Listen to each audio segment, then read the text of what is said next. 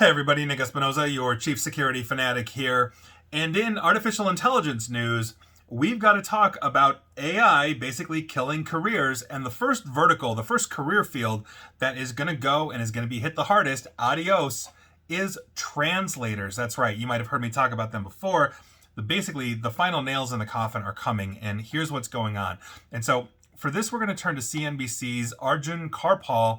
And I quite frankly think this is where everything's going. So with that, we're going to talk about Unbabel. This is a company, apparently. Now, they unveiled basically a translation service powered by AI, and essentially they're adding another rival then to the highly competitive field of this, and here we are. Now, its CEO warned that humans may not be needed for translation within 3 years, which, quite frankly, I think is maybe too slow.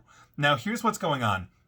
They basically have a platform called Widen, I'm guessing, Widen.ai, Widn.ai. Now, this is Unbabel's new product and is based on their proprietary large language model, or LLM known as Tower. And yes, they are really rocking the biblical references here.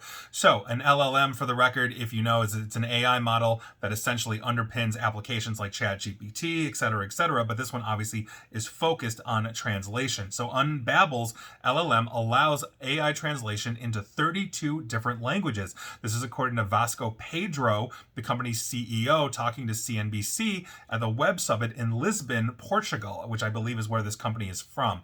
Now, Unbabel's traditional product was one that combined basically machine learning with human editors to check the final product. That's what they were working on. So you'd have the AI do the heavy lifting, you'd have human eyeballs on it to ensure that the AI was right. But Pedro says that the Widen.ai platform will not require humans. And according to Pedro, and I quote, "I think humans still have a slight advantage in very hard use cases. But that advantage right now is so razor thin that except for really the most difficult use cases, we believe AI is really getting there. And it's hard for me to see right now how 3 years from now, you will need humans to be translating anything. There's still going to be humans responsible for making sure that things get translated are delivered in the right places," he added. But I think that, quite frankly, he's right. I mean, I can go right now and I can buy essentially earbuds that I can walk around in, pop in my ears, and as people are speaking a foreign language, literally just tried this while I was in Italy a few months back, it will translate essentially onto my phone, so I know what the table next to me is talking about as they're making fun of my American ways. So this is what's coming. Now, Widen AI is the latest product in this increasingly competitive market. I mean, think Google Translate, there's DeepL out of Germany and a whole bunch of others. And these companies are seeing translation as a key area in which large language models can effectively basically tackle various languages. But the point that we have here is the longitudinal issue of creative destruction. Now, if you're not familiar with creative destruction, it essentially is the technological advancement that, one, produces some new direction for humanity while potentially destroying old jobs. But here's the problem with this. Now, think about London at the turn of the century, over 100 years ago. Basically, before electricity, they used to essentially light lamps across the city. And there was a guild or a union for that called the Lamplighters. And so they would go every night and they would essentially light all these gas lamps across London to keep London lit, and then obviously turn them off during the day. That was literally their job. But with the advent of electricity, you could centralize all of that, and one human could flip a switch and turn all the lights on in London. So obviously there were riots. There was the Lamplighters that basically saw this as the end of the world. But here's the thing.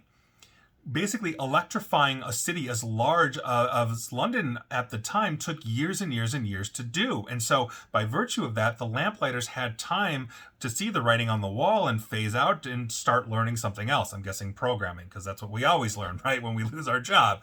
I joke. But the point is that creative destruction has always had a gap. While you have a new technology that is emerging, like electricity, for example, it gives people time to essentially adopt. The car, the invention of the mass-produced automobile, is the other thing, right? It didn't start with mass production. And so if you were a horse and buggy or carriage, maker, you saw yourself moving towards creating automobiles or going out of business, and these are the kinds of things that, again, could take decades to come to fruition. But now with the current technological innovation, we potentially have new innovations coming out constantly, and it's no longer taking decades. It's potentially taking years, or in some cases, even months as this advances. Well, how are we going to train an entire population? Not to mention the fact we have a continued increase in robotics and automation, which means more jobs are going to be outsourced to robots that are powered by AI. So think about, the job site that you have, let's say in construction. At some point,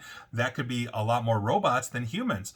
Or healthcare, right? Our nurses could eventually be, robots, as could the doctors be. We're already using AI to find things like cancer and ultrasounds or other types of screenings way more efficiently than a radiologist is. And so by virtue of that, here we are. It's coming for everybody in some way, shape, or form. Even cybersecurity is leveraging AI, and the trenches of cybersecurity will be AI fighting AI. And so understand that we're not stopping having babies. The population continues to grow, and these are honest to God discussions that we need to have, because if people can't find jobs, let alone the younger generations that can't get McJobs anymore, and the whole point of having a McJob like at McDonald's when you're like 17 years old or whatever is not about the crappy paycheck, it's about the socialization. How are you relating with others? You're going to have employees you love or hate. You might have a jerk boss, a drunk customer that wants a Big Mac at 2 a.m. If you're not learning these life lessons on how to interact, we continue to become more isolated as well. These are actual discussions that we need to have, and we need to be having this at a very real and very universal level. And quite frankly, we're not. And so translators are all going to lose their jobs. And now what are they going to do? Go into programming? Well, the AI is taking that over too.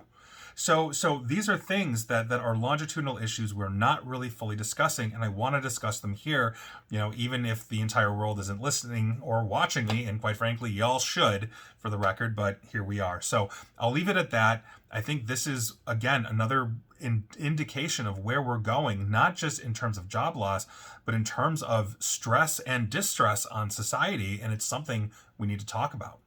And please like, share, follow me here on Facebook and Twitter at NickAESP until I get an AI that deepfakes me, that can do these for me. I joke. And same with YouTube as well. You should follow me there. And as always, stay safe, stay online, and please attempt to stay private. Thanks, everybody.